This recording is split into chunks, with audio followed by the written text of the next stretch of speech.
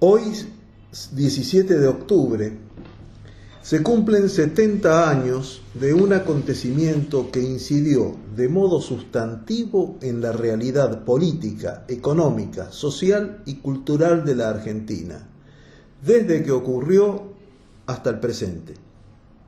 En octubre de 1945, la Argentina se encontraba bajo un gobierno militar. Ese gobierno se asumía como un régimen provisional que expresaba su propósito de convocar a elecciones libres en un proceso con las debidas garantías. Esta característica de transparencia y legitimidad del proceso electoral tenía razón de plantearse en ese momento de la historia política, porque se venía de una época de fraude a partir del golpe militar contra Irigoyen en 1930.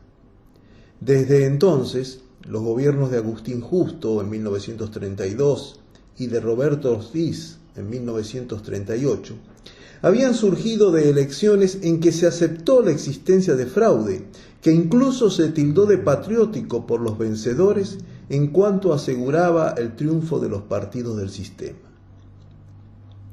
El régimen militar se había iniciado con el desplazamiento, el 4 de junio de 1943, del presidente Ramón Castillo, que completaba el período de Roberto Ortiz, quien había fallecido. El golpe no tuvo como objetivo tanto evitar la continuidad del gobierno de Castillo, a quien solo le quedaba un año para finalizar su mandato, sino evitar la continuidad del régimen. Ese mismo 4 de junio debía realizarse la reunión de la Convención del Partido Demócrata Nacional, expresión del conservadurismo, que iba a proclamar la candidatura para las elecciones de 1944 de Robustiano Patrón Costas, terrateniente y empresario azucarero de Salta.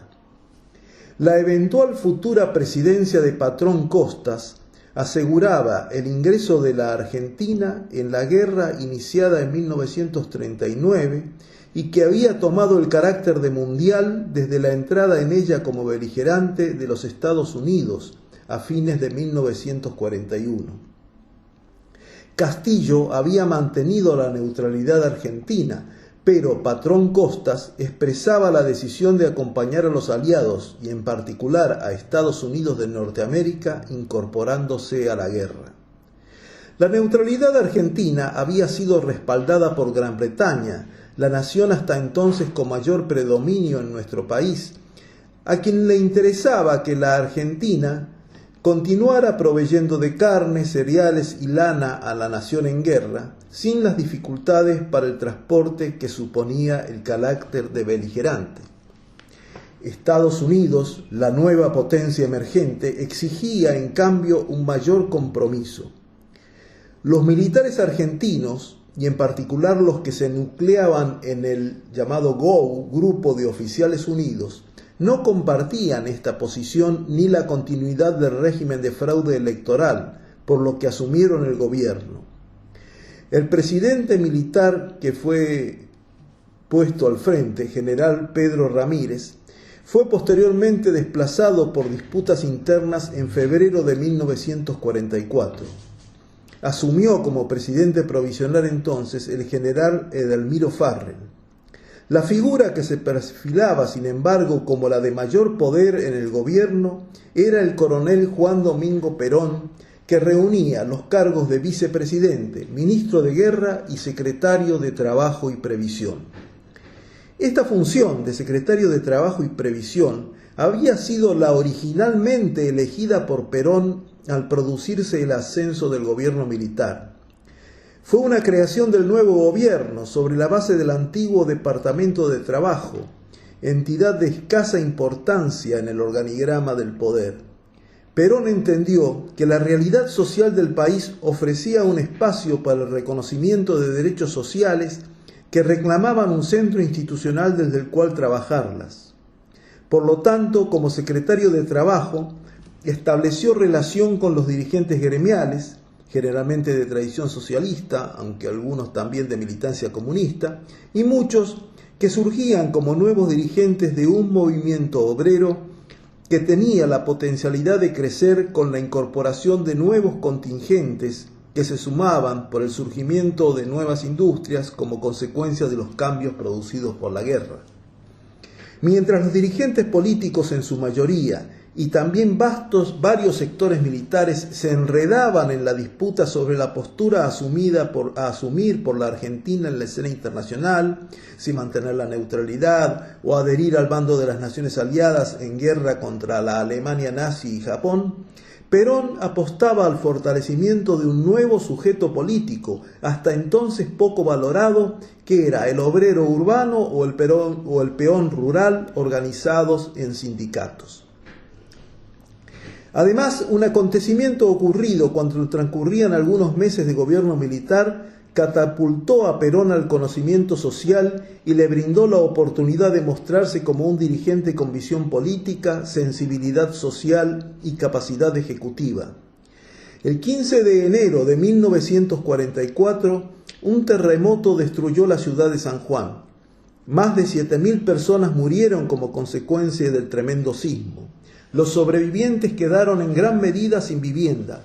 Hubo que trabajar en la sepultura de los muertos, en la construcción urgente de barrios de emergencia, en la evacuación de heridos, en la protección de huérfanos, en la reorganización de la actividad económica, particularmente la realización de la cosecha de uva, principal actividad que debía realizarse poco tiempo después del terremoto y para la que se exigía la presencia de trabajadores.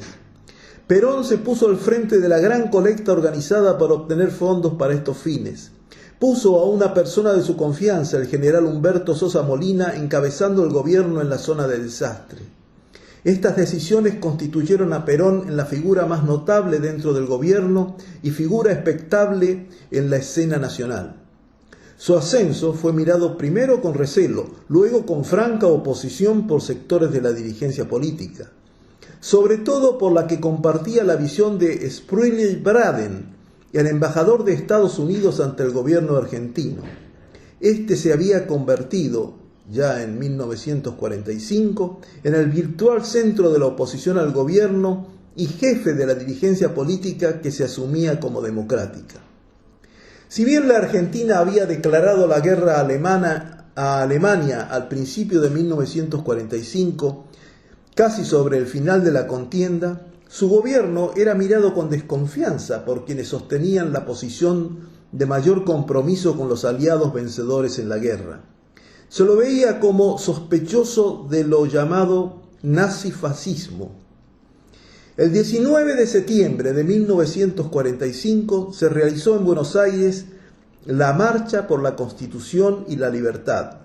Desfilaron radicales, comunistas, socialistas, demócratas progresistas, toda la oposición al gobierno militar. La consigna fue pedir el retiro inmediato de los militares y la transferencia del poder a la Corte Suprema de Justicia para que ella dirigiera el futuro proceso electoral. Dentro mismo del gobierno militar, la oposición a Perón creció. En definitiva, el presidente Farrell fue obligado a pedir su renuncia a todos los cargos y a confinarlo en la isla de Martín García el 12 de octubre.